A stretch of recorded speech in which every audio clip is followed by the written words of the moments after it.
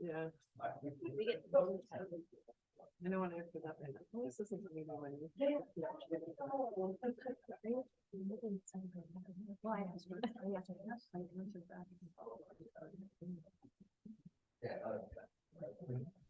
All right, guys, looks like we are live. Let me make sure we're muted everywhere. Okay.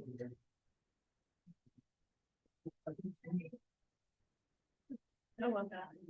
What are the? I can write it. Yeah. And also probably ready, Scott? What do I need to mute so it doesn't give us that feedback loop? I actually. Zoom unmuted. Okay. Okay. Perfect. Every time I forget that, then it's awkward. So. Oh, I'm ready for it to be done. All right, guys, we're live on YouTube whenever you want to get started. Okay. We'll let Heron get seated and Kenny get seated and we'll begin. I know, I didn't remember today. Good, good. Would you just ready to get on with it? I am so looking forward to November 21st coming in the morning.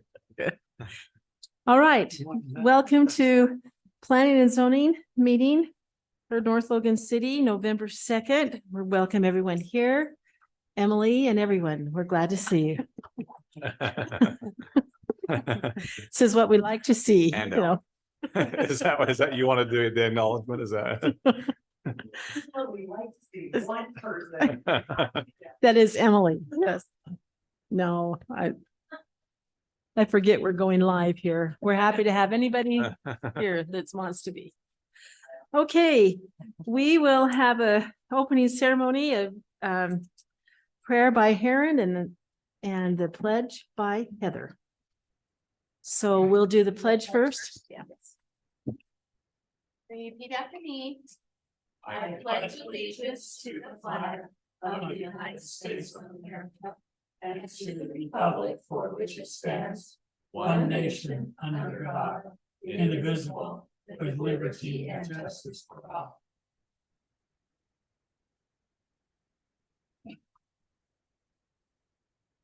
Our Father in heaven, we are grateful for this country in which we live and the blessings thou hast bestowed upon it and upon this community in which we live.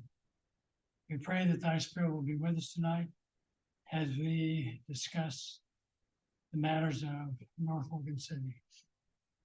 We're grateful for those who are leading the city, for the city council and the officers that are working with them. May thy blessings be upon this city. May we do thy will in watching over the people in this community. We pray in the name of Jesus Christ. Amen. Amen. Thank you, Heron and Heather. We need a motion to adopt the agenda for tonight's meeting. I so move. Hey, Kenny moved, and we have a second. I second it. Karen seconded to adopt the agenda from Planning and Zoning November 2nd, 2023. All in favor? Aye. Any opposed? Great. The agenda is adopted. I don't think we have minutes, right? Okay, so let's go on to any follow-up issues from previous meetings. Scott? Yeah, just a quick follow-up. So last night, City Council reviewed two items that was previously on the agenda with the Planning Commission. The first was the Walmart signage development agreement that we had worked with to secure the corner, their southwest corner for Welcome to North Logan City signage. That was approved and executed. So we're happy to have that project moving forward. We'll continue to coordinate with Walmart on removing our existing sign, moving power over to that corner so we can light up the new sign, landscaping, irrigation, some of those little details that we'll need to work on to be ready to accept a new sign when the city's ready to install one. We did kind of discuss timeline. We don't anticipate putting a sign on that corner for maybe a year or two. initially our thoughts are we want to get a design aesthetic put together for all of our signage. So it's coordinated. There's a rhyme to, the design, so to speak. What's the font? What are the colors? What's the design language? And we want to make sure we carry that theme through all of our signage that we install going forward. Any entry signage, even our street signs, we just want to make sure that we're consistent. So it's not hodgepodge. We want to have better recognition, wayfinding recognition when people enter and leave the municipality. So we'll keep our eye on that. That'll probably be a project we pick up, maybe even following the general plan. The general plan will maybe even give us some vision, some guidance on that. But at the end of the day, there's some work to do before we are ready and can afford to put in new signage on that corner. So that's just FYI. I think we've kind of laid the tracks and we're ready to do what we like when the time is right. So that's behind us. The other item that came up on the council agenda last night was the concept plan for the Nash subdivision. That's that single lot subdivision on 1500 North that we had discussed at the last meeting. So that was approved for concept plan. We should have a development plan and a preliminary plat review in the next couple of meeting dates for the commission to look at. But other than that, that's what we discussed with council. We also discussed SB 174 with the council as well, just to bring them up to speed as far as what we're working on as a planning commission and these state mandated changes to our subdivision ordinance. So they're up to speed on where we're at as a planning commission. And there's more work to do, obviously, but that's a quick synopsis of what we had worked with the city council just yesterday. So that's it. Great. Thank you, Scott. Yeah. We'll move right on to item number 1. And Scott, take it away. Yeah, let me pull up a few things. So this is going to be really technical and there's just no way around it, unfortunately. I don't anticipate us getting into heavy weeds because I'd hope that you guys would lean on staffers to bring you something and kind of look at the higher points, but we can dive into the weeds if you'd like. What I'd like to do today, however, is you'll see in front of you, I've got a packet of materials that I had no desire for you guys to really put your minds around because it's a lot to try to review without any context. But what I did is I put together a couple of spreadsheets because as part of this task, we are having to create checklists, very specific checklists for developers to follow when they come in and we do future subdivision review. So I started putting these into a spreadsheet as far as checklists are concerned. And I started by using our existing ordinances for concept plan, and then our development plan and preliminary plat. And then lastly, our final subdivision. In our ordinance right now, there's lists for what needs to be submitted by an applicant when they go through each of those phases of review. So I copied and pasted those into a tab for each of those processes. Now, as you'll recall, SB 174 it requires us to go down to a 2-step process, preliminary and final. Right now, we have a 3-step process. We have concept, preliminary, and final. So we have to get rid of the concept phase. We've got to merge those together, and we've got to quicken our review through those 2 phases. Right now, we just have as much time as we need to get it right and make sure a project meets code before we move it along. SB 74 has timed shot clocks is what we call them, where we have, once they submit an application, we have 15 days to perform a review for the preliminary first phase of review. When we get to the final phase, we have 20 days to perform a review of their final submittal. But it's much more quickened and we only have a certain number of review cycles that we're allowed to conduct. So in total, we only get 4 review cycles to have a submittal sent to us, review it, mark it up, send them back to the developer. That's 1 cycle. We can only do that 4 times between preliminary and final. We don't get 4 for preliminary and 4 for final for 8 total. We just get 4 for the whole process. So in order for us to accommodate such a process, we have to be very specific as to our application requirements. So we don't accept an application until we know we have everything we need to conduct that review within that quickened time frame. So what you see in front of you in this packet is our existing language between the 3 phases, concept, preliminary, and final. But I've started marking it up and I've started moving things around into two checklists, preliminary and final, based on our existing requirements through the full process. So I put some page numbers on here. If you want to just flip your page over one to page number 2. This first phase was what a developer would have to submit for concept plan. And you'll notice that I've got it all stricken out because the intent here is that we're getting rid of this and we're moving everything to other checklists. Okay. And so I'm not going to dive into the weeds here, but what it basically is it's saying, okay, this is applicable early or this is applicable late in a preliminary or a final process. And I've moved it to most of these concept plan items are moving into the preliminary checklist. So we're just, instead of a concept, we're just starting with prelim. So this second page, page number 2, we're taking everything here and we're verifying that we're getting all of these items as part of our preliminary review. So if you flip over one more page to page 3 and 4, so page 4 is where we have a list of studies.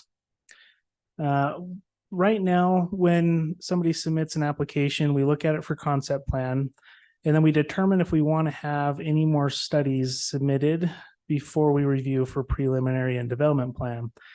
And on this list of studies, there is a soils report, a geology report, a grading and a drainage plan, a water conservation plan, a non-buildable area and or common space plan, a traffic report, fire protection plan, street lighting plan, or any other reports that we feel are necessary to review a project.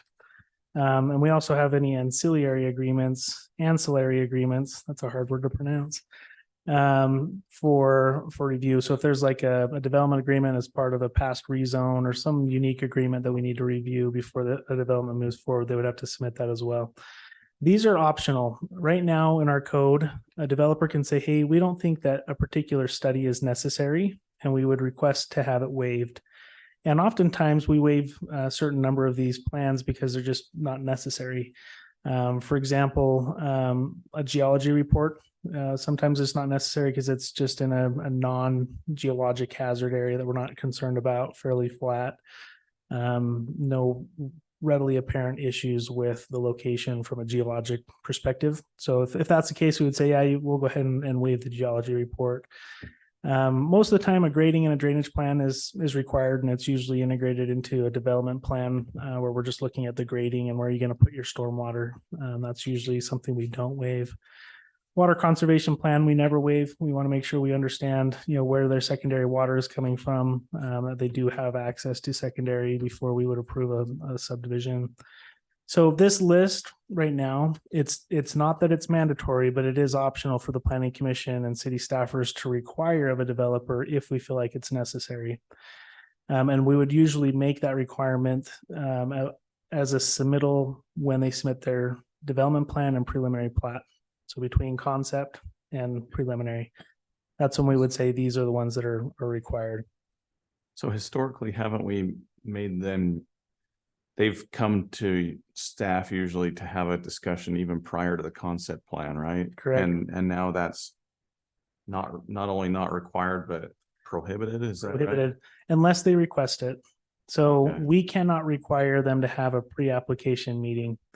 We wish that they would. And I think when we write our ordinance, we would say that it's highly encouraged that they do meet with us before they submit an application, but we cannot mandate that they do so. So it could be that they just follow our checklists, whatever we come up with for a final checklist, they submit everything to us for preliminary and off they go. And there might be some developers that are on the ball and are organized enough that they could maybe make that happen. But for the most part, this is going to be a very steep submittal for most folks to submit for. So do we have to require all these studies up front then, since we? That is There's one of the option. questions I want to kind of get some feedback on is, do we just flat out require this of everybody, whether we think it's relevant or not? I feel like we have to. I don't know how we get around it. I Yeah. think we can't pick and choose. Yeah. Yeah. Now, there is one thing in the back of my mind. We have 4 review cycles, and one of the things that we do get to choose is how we allocate those cycles between preliminary and final. So if we wanted to, we could have just a quick single review for preliminary and then back the other 3 onto final, or we could have heavy review on preliminary and then light review on final, or even between the 2.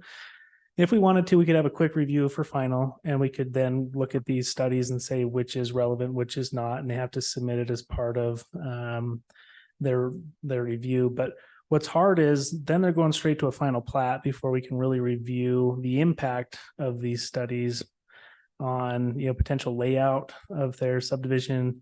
For example, if there's an issue with the drainage, but they've already designed all of their drainage systems, they'd have to go back and change all of them to accommodate whatever that study were to identify. So that's a tough question. I kind of lean towards requiring it of everybody, but then you really do penalize some of the smaller landowners that just want to divide one lot for, you know, maybe a sibling or a child that they just have extra land.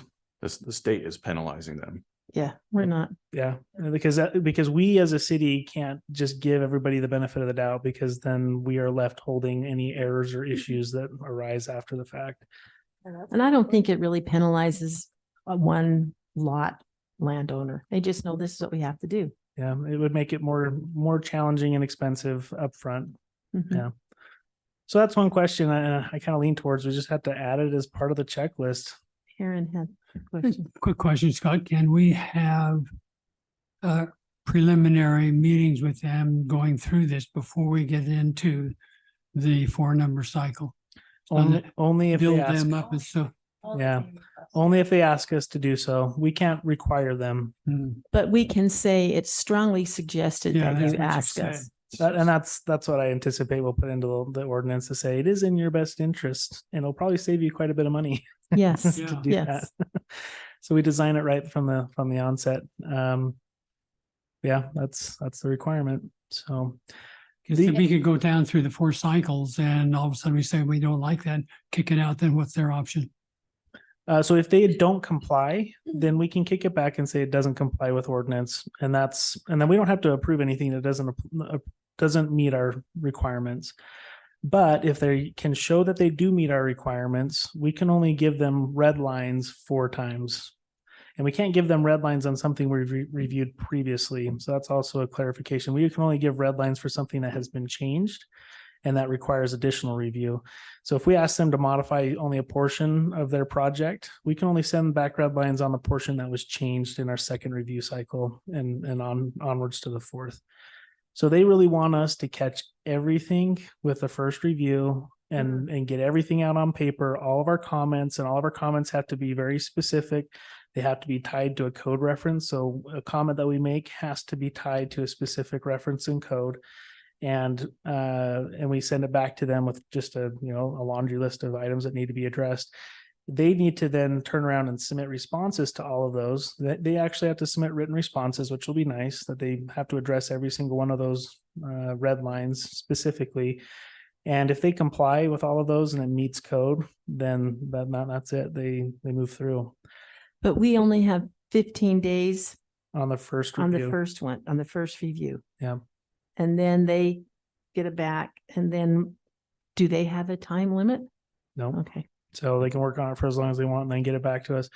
Once they submit a final application, then we have a second shot clock of 20 days. Mhm. So it gives us a little bit more time, but I would hope that by the time we get to the final, they're literally just putting everything that we've already reviewed into a final plat format.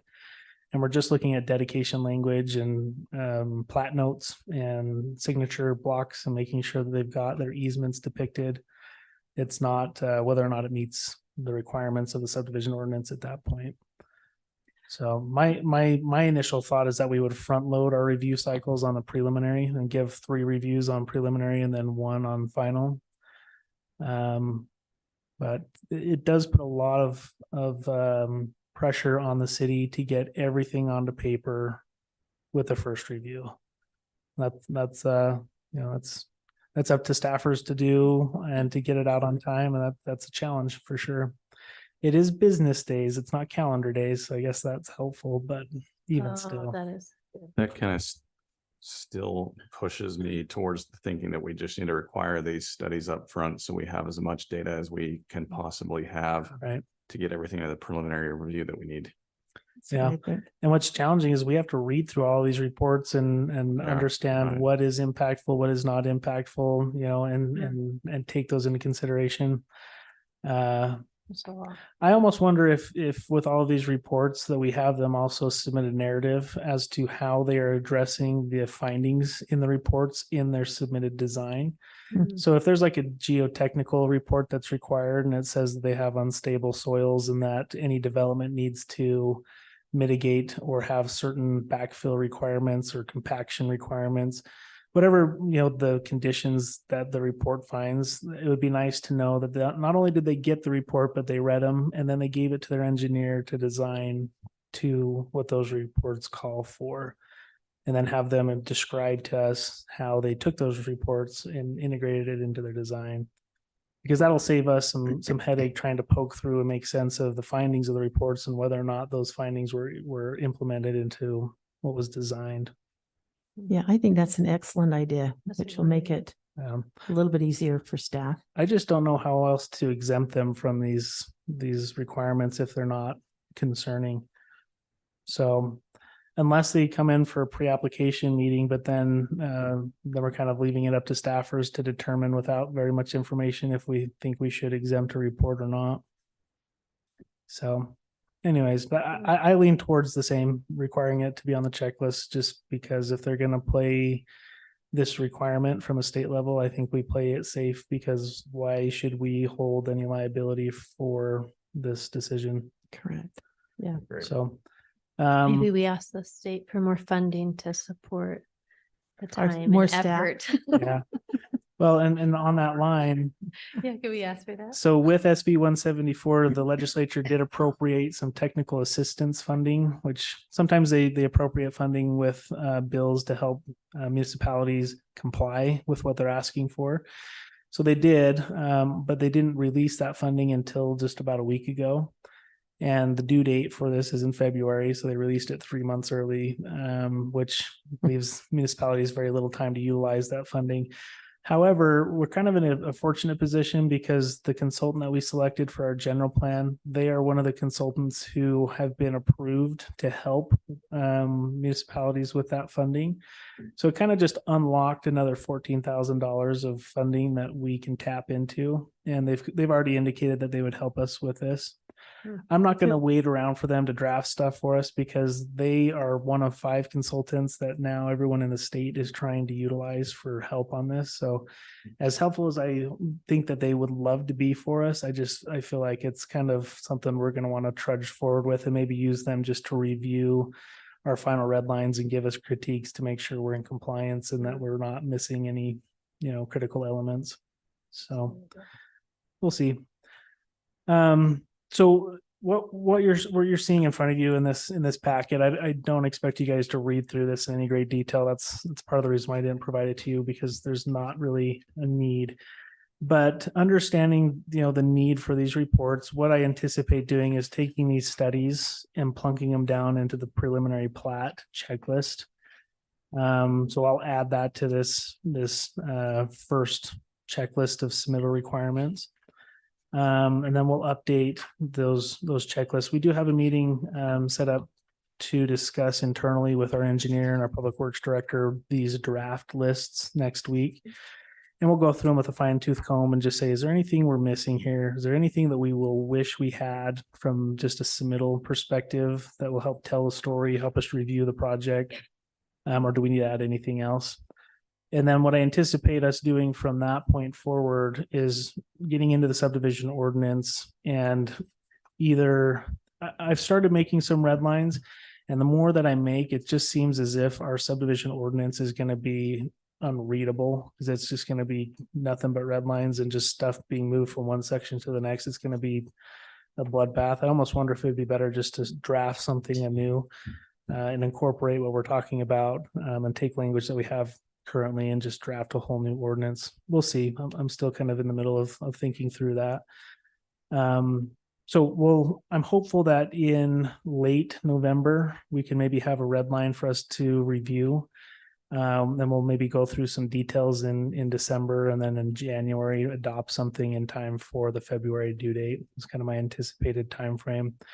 I don't necessarily need much more feedback from the planning commission. I think that we've already discussed some of these decision points that we needed to go over. And just to go back through those real quick, if you want to look at this smaller packet, these are our decision points. We kind of discussed this last meeting, but the first thing we kind of came to an understanding or a desired outcome was who is going to be the administrative land use authority.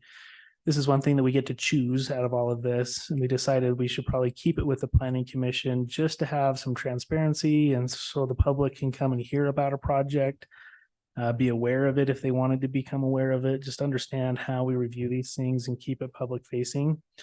So I think that we're all on the same page there.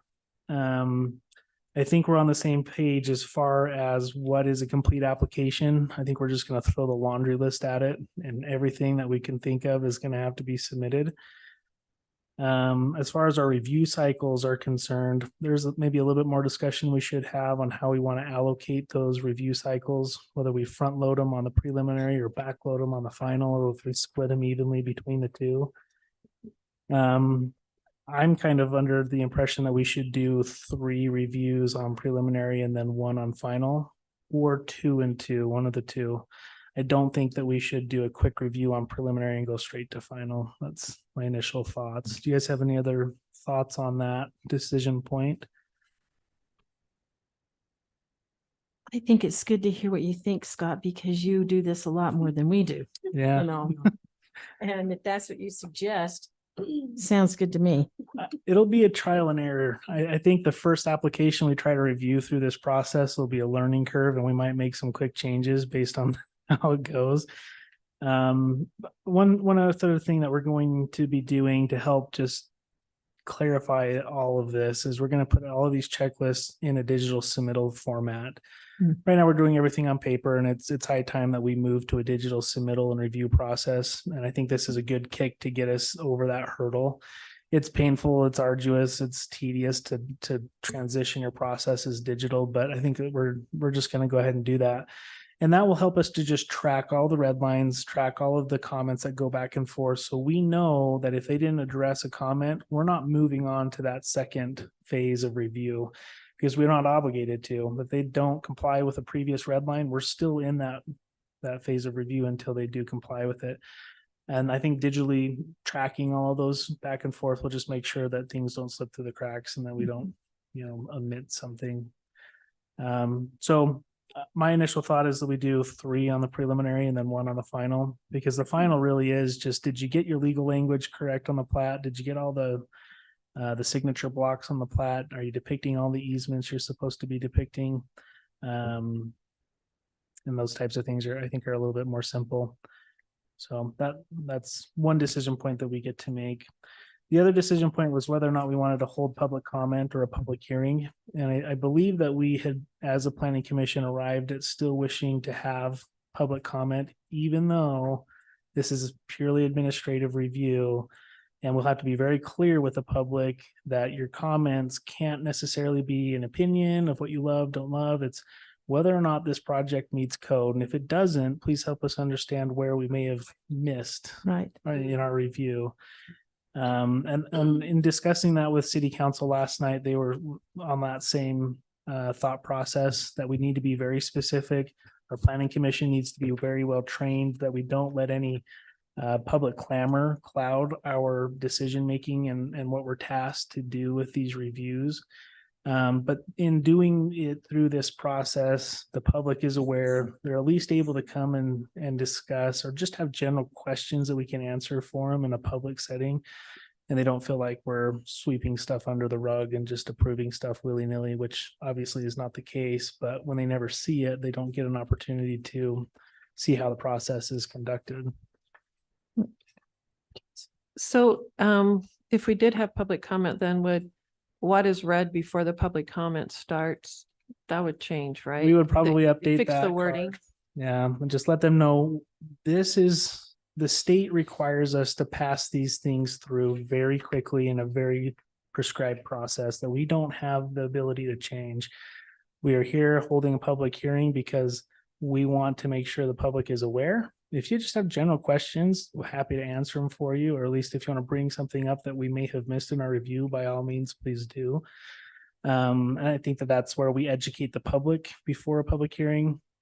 The planning commissioners are very well aware of this process and what they're allowed to have discussed in a public hearing, but also being quick to say, hey, that comment isn't relevant. We've got to just keep it to the facts here, and being okay to tell the public that that is not what we're doing. And that's hard on the chairman. You have to slam that gavel every once in a while, perhaps. Good. But I think we talked about also in the noticing statements, instead of just saying there's going to be a public hearing on such and such preliminary plan, have a little more information on the public hearing is so that you can have input on whether whether this meets code or not. And if Right. not, provide your input there. But correct. if you just feel like you don't like the development because you don't like the people moving in next door, Yeah. that's not. Ellen has comment. That'd be fun, Alan. I just used my gavel.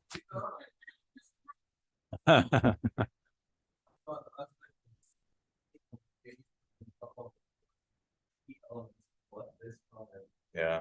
That's good. Administrative items isn't meeting code.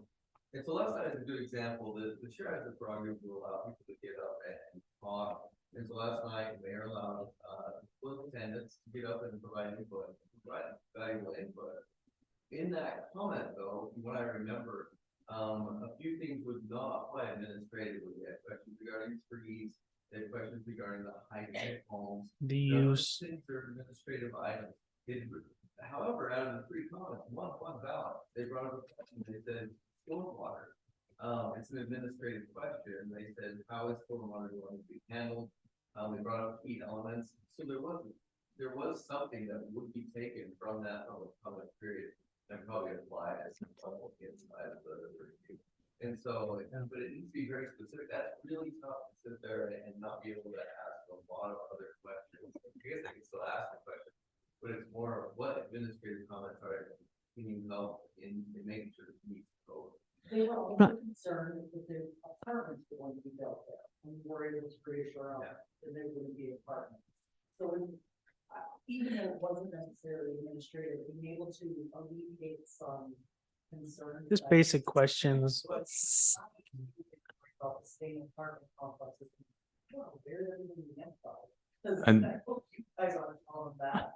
And I agree with you, Emily. I think that's where, if nothing else, even the people who had comments or concerns that weren't relevant to the administrative action, at least they feel like the city is being transparent with them and Mhm. So what we can really discuss their need is to, as a planning commission and as a chairman, I need to know. We need to know, what are we going to talk about? And so I like the idea of having the list up for everybody to see, but we need a little bit of training too, maybe beforehand Mhm. to not sound like we're idiots up here. Yeah, and I also can do, my part in describing, okay, it's time for us to have public comment, but I need everyone in the room to understand the process here. And I can give an overview of, this is an administrative review. We are tasked with verifying it meets code. Mhm. So questions about, the use of the property or, things that aren't appropriate, I can kind of address. And then if it comes up to somebody who's speaking, they just don't know, I can say, hey, that's not actually something that we're allowed to consider with this approval process as much as, and we can answer your question, but we can't change the outcome based on that comment. Right. We can have education to the public who may be present. We can make sure that the planning commission is up to speed on what they're tasked with, what is the scope of their review. And we can make it more of a Q&A and just a public information session. I've kind of been thinking through in the back of my mind administratively, paperwork wise, how we accomplish all of these things within those 15 days. And what's hard with all of this is there's a couple of attorneys with either the league or other entities throughout the state who have interpreted the language in SB 174 a little bit differently. And so even those of us who are reading it aren't quite exactly sure what we are and are not allowed to do. For example, when I read through SB 174, I was under the impression we had 4 review cycles for preliminary and 4 for final. Mm. And other people have interpreted it to say, no, it's 4 total, and you get to choose how you want to use those. And so I think that there will be some changes to the legislation through this next session. There may be some clarifications, or I don't know exactly what to expect yet, but it makes it hard to draft something without full Maybe they'll clarity. just vote it all out and we'll start all over again, huh? Yeah. But I think we should be as transparent as we can. Yeah. That's a good thing. And I'm wondering if we just through our processes, we automatically just notice every single planning commission as a public hearing. They're all public meetings and they're open to the public. We just indicate that there may be a public hearing at any one of these planning commission meetings, and you're welcome to speak to an item that is scheduled for a public hearing. And we'll just have to, from just a secretarial perspective, submit all of our paperwork in advance to allow for a public hearing to occur. And then as far as the 15-day thing is concerned, I'm wondering if it's more of a staff level review, and that first process or that first cycle is from a staff, just technical review, sending it back over. And then we have it with the planning commission, maybe for the second cycle. And then the third cycle be any cleanup items to the preliminary after the planning commission has a minute to look at it before we move it on to final. So my question too, on this public hearing, I think, how does the public know about it before that night? That's right. That's mean- where we would have to put it on the Utah Public Notice website. Typically, when you hold a public hearing, you have to put it on the public website 10 days in advance, which makes it really challenging to schedule things when we have 15 days to perform a review. And Yeah. so 10 that's business our days or 10 calendar days? calendar days. Okay, Okay. and then 15 business days for the review. Sorry, it's 10 business days in advance. What? On a 2 public weeks? hearing No, it's 10 calendar days. I Yeah. don't think it would be 2 weeks. for a public, Days. Okay. Yeah. But our review is 15 15. calendar days. oh, our review is 15 calendar Business days. No, sorry, guys. this It's is gotta be confusing. business days, doesn't it? It says 15 It's business days on our business days. paper. Yeah. Yeah.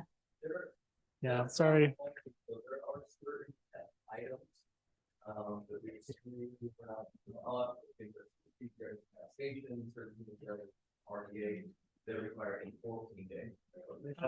And they recently changed all the noticing requirements this year as well. So there's this, it feels like this is always a moving target, but 15 business days to do our review, 10 calendar days to issue our public Public notice hearing. for a public hearing. And so I think with just our standing schedule where we typically meet Yeah. twice in a month, we'll just automatically 10 days before indicate that there's a public hearing. And but what's hard is it's hard to say what that hearing is going to be about. So just from a technical perspective, that's where I think a lot of us are struggling with what's in the bill and how to accommodate these things, where they're saying, yeah, you may have public comment, but with the time scales that they're giving us, it makes it very difficult to do so. So we'll see. We'll draft something up, and that's where I'm hopeful that we can get some technical assistance in reviewing what we've drafted to make sure we're on the right track. Nan? Yeah. Yes. So has there been legislative intent? Have people contacted and find out what their intent is on this? Yeah, so that's where the league and their attorneys have made one determination. They actually drafted up a draft ordinance that kind of indicates, okay, here's a decision is what we point. think. Here's what you're allowed to make a decision on, and here's where you need to actually have letter of the law.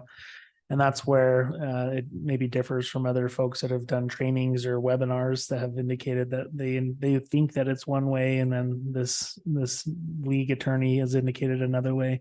So it needs some clarification. I think we'll get some in this legislative session, but at the same time, we have a deadline to meet. And from what I've heard, they're not inclined to give us an extension. They're saying, nope, the deadline is what it is. So we'll see. Sometimes they give you extensions. Sometimes they say, hey, yeah, we did put a deadline and we realized that was unreasonable or unrealistic, and they'll kick it back another 6 months. But the legislature, they'll be in session before February 1st. Yeah. So you might really know something, because this kind of thing, I just can't believe there's not going to be some edits. You know what I'm saying? Clarification. There's going to be some, Yeah. but February 1st at least gives them in session for a week or two. So this might be top of the order. I don't know. I'll You keep never an ear know. on it. Part of what I've kind of waited for on this is I've kind of not wanted to be the first one to jump into the pool and be the one to design the wheel. It's like there's going to be best practices. There's going to be bigger cities with more resources that put things together that we can glean from.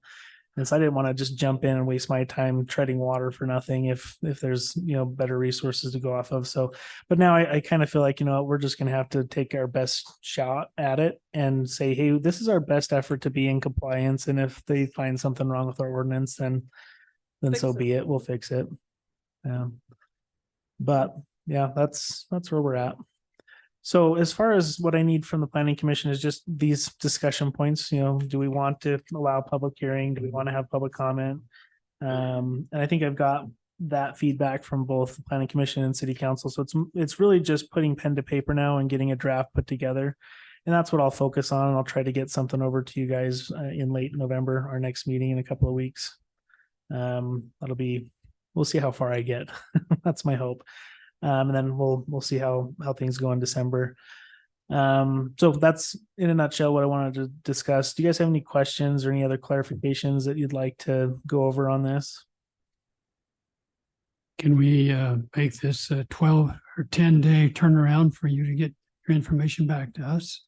I'll let them take as much time as they want to submit stuff back to me. That's 10 business days or calendar? Yeah. A Yeah. calendar day. You want to put some pressure on it. Yeah. Yeah, no, it's going to be something that we'll have to figure out how to make sure we have time for these types of things.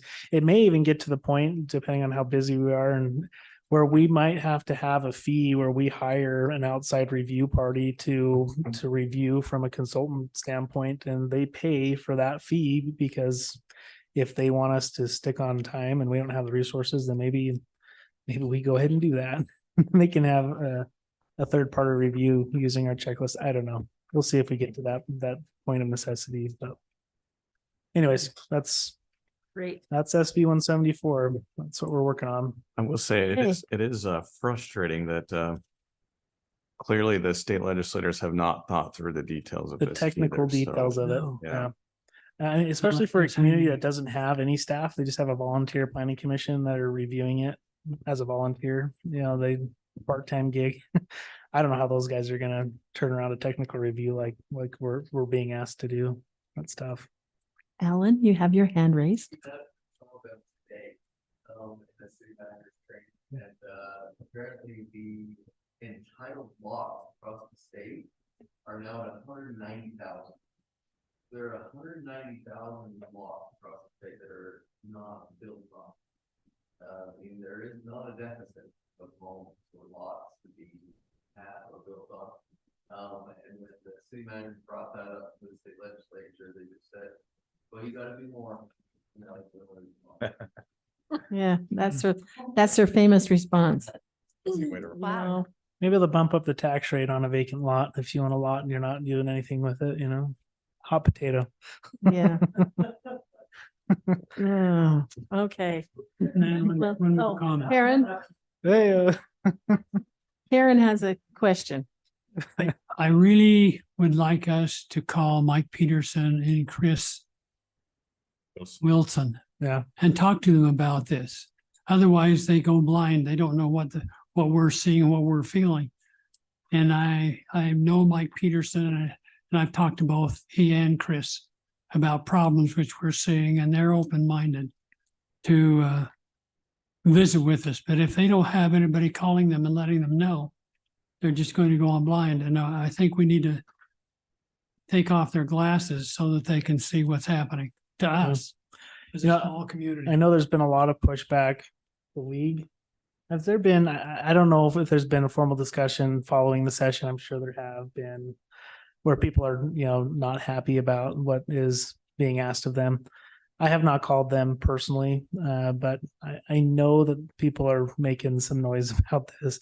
The managers I know for sure are. I know that at the league, it was a topic of discussion as well. Yeah, they're being possibly, but they're still going through it, they're still stating how hard this is. It's not going to work to solve any problem. The thing that's good that Karen brought up is our local legislators are not the ones pushing these policies, and so yes, we do need to touch base with them. They're not the ones that are pushing, just having subdivisions come through and fly by the seat of their pants and just any, the state ignore basically zoning and land use policies. They're not part of that. And so it's good to update them and inform them as to what's going on, because they can go to that at that point.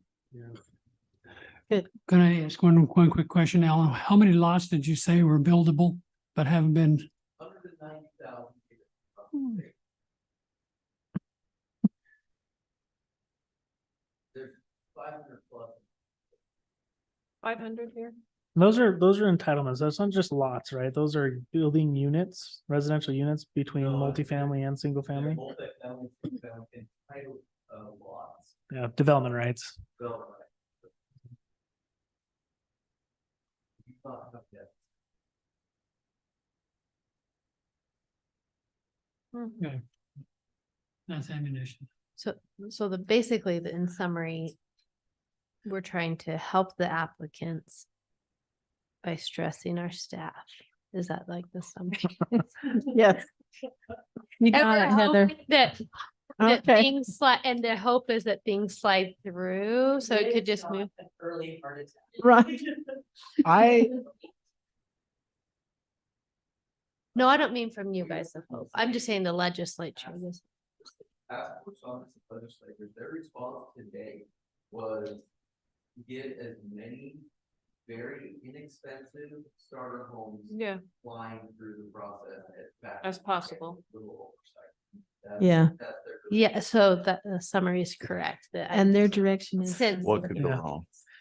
Yeah, I'm like that. Sign Joe developer. That's You know, right. So you are, I mean, you have to either like spend your whole day reviewing these for weeks or Yeah. Well, I not like, yeah, accomplishing. I One thing like your I- idea to make it as hard as possible. So there we go. One thing I am Contract excited that about out is as it's going to the- make sure that everybody's got their ducks in a row before they submit it to us. A Right. lot of times developers Yeah. will submit something and then we end up designing the subdivision for them. It's like Oh. design by review, Yeah. literally. Designed by review. Designed by review. Yes. Uh-huh. It's like this is our concept plan of this. New- You new- should get bonuses Designed for by your design. Logan City. Yeah, Oh. That's nice So service. You we do have to provide. turn around and review quickly, but I'm hoping that just forces them to actually read the ordinance, actually understand that we're not even going to touch their submittal until we know for sure that it is 100% ready to be reviewed. Right. That'll be nice. And do we, It's a and we good can do change. that? Because we I have all mean, these things and. We do, but at the same time, we don't say that we have time limitations where we have to be 100%. We only have 4 review cycles to get it right. Like right now, it's more open and friendly in the sense of let's talk about it. Let's see how we can design something that's best Yeah. for everyone. Let's talk about maybe some opportunities to work together because there's times where a subdivision will come in and the city has goals for a particular area. Maybe there's infrastructure that we need to put in, or there's particular alignment of a road that we would prefer. And we can ask them, hey, let's design it in this way because it'll work best. It'll fit in how, there's so many variables that we would like to discuss before they really put a lot of design effort into it. And this just eliminates our ability to have those types of conversations unless the developer voluntarily comes to That's why us. They volunteer, you can still do it. Correct. And that's where we're going to say, hey, it would really be beneficial for you to come in and chat Mhm. with us before you go Right. spend a bunch of money on your engineer to draw something that may or may not comply. And that's the point we really have to make. It will save you a lot of money if you come in and talk to us before. It's not in your benefit to do it the other way around. I don't Right. know if this is a Right. good or valid question, but do you feel like because there's only those 4 cycles for review, the red lines or like the pushback's gonna be harder, like, because you're nervous you'll miss something? So do you feel like Yeah, it's we're gonna be gonna like, point out. What's every interesting little- is that it's not just a review comment, it's a review comment tied to a statute. So we Mhm. have to be very specific to say, our ordinance says you have to do X, Y, and Z. And they'll have to respond, okay, here's how we've changed the plans to meet X, Y, and Z. Mhm. And so it'll be very detail oriented in our review to say, here's how it doesn't comply, here's the statute, here's how it doesn't comply, here's the statute. Hmm. That'll be good. I mean, it'd be nice if we always did it that way, but sometimes there's not enough. That takes a lot of time. It's tedious. It's time consuming. It's nice just to say, hey, your lots need to be 12,000 square feet. and just Yeah. go back to them and say, oh yeah, we missed one. One was Yeah. 11-5 or whatever. So it just makes us have to be very specific and detail oriented and timely. Time consuming. for Yeah. you. Got it. So Okay, well, thank you. Thank you, Scott. Yep. Thank you, commissioners. And is there any other staff business to discuss? yeah, real quick, I just wanted to, we're kind of coming up on the end of our year. I wanted to just give everybody a heads up on where we are on our training. And Are we you have gonna to, call out people specifically? we- Yeah, your name's up there. we've got to let, Yeah. so Teresa, the reference. congratulations. You are the only I one who is haven't been. 100% up to speed on your training. Yes. Yes. So just so everybody knows, you have to have 4 hours of annual training. You can satisfy one of your hours just by Okay, coming to fine. 12 meetings in a year, which you guys have all achieved that. So I've given everybody a 1 hour credit. Many of you have done a couple of half-hour trainings with me just in meeting, and several of you have done your Open and Public Meetings Act for this year. So let's just kind of go through real quick. Nan, you do have your 4 hours, but we do need you to do your Open and Public Meetings training. It looked like maybe you did it in November of 22. Okay. So you'll just need to hop in and get that one training done. So that's all you need to do. I do that online. Yep, same Again. thing with Kenny. Heron, we've got to get you an extra hour plus your Open and Public Meetings Act. So maybe just get with me and we'll set you up with an option to do that. Okay. Maybe just come in, I'll set you down and we'll go through it together. Heather, you've got an hour plus your Open and Public Meetings Act as well. So you've got 2 hours. Gavin has done his Open and Public Meetings training, but he needs 2 more hours of just general training. And then Teresa's 100%. So congratulations. Good job, Teresa. Hey, We Teresa. bring you a candy bar, but we How do you do didn't. that? So, Yeah. So if you look in the meetings folder, there's a document that has training links. And this document has that Utah Open Public Meetings Act It training. doesn't take very long. Takes like 5 minutes, but it Yeah. gives you a full hour of credits. So yeah, hop in there and get that done for those of you who still need to do it for this calendar year. And then for those of you that need to grab another hour or two, there's several links if you want to go through these and watch some of the videos or read through some of the articles. Just let me know how you did that training and then I'll put it in your tracking log. So we just make sure everybody's up to speed. I don't think this would happen, but we have had in my career, I've had a couple of planning commissioners called out by members of the public as being unqualified for their post because they have not completed their annual training. So let's not be in that position. okay.